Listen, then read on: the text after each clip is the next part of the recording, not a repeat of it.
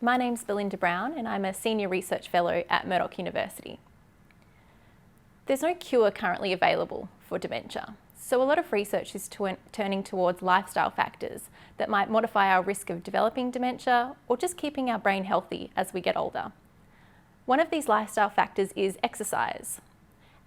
And we know that exercise is really good for us. It reduces our risk of chronic diseases such as cardiovascular disease, diabetes, and it maintains our independence and quality of life as we get older. But what's less known is that physical inactivity is the greatest modifiable risk factor for dementia.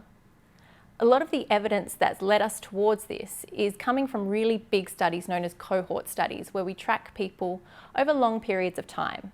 For example, we might measure someone's physical activity levels at the age of 60 and then follow them up a couple of decades later to see that they might have a lower risk of dementia compared to someone that reported they were doing no physical activity at the age of 60. But what we really need is evidence from randomized control trials.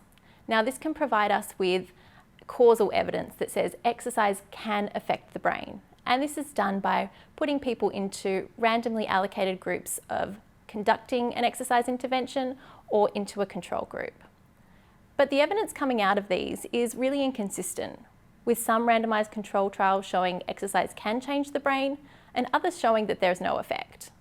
This could be due to a number of reasons, including that everyone seems to respond to exercise differently, and the intensity delivered in these interventions might not be quite enough to induce brain changes. This leads us to the intense physical activity and cognition study that's been conducted in the Foundation and at Murdoch University.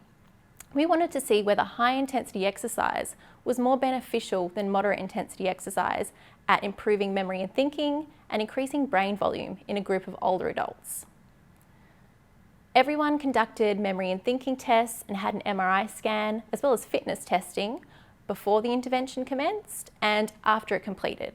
It was a 6-month cycle-based intervention where participants came into the lab twice a week, an hour at a time, to conduct their exercise. Our results were not quite what we expected and a little bit complex. What we found that in the high intensity group, we had people with really big increases in fitness from before to after the 6-month intervention. What was interesting is that these particular people had the biggest improvements in their memory and thinking. So what it leads us to believe is that some people get more benefit from exercise than others. So our future work really needs to work towards understanding why some people are getting more benefit than others.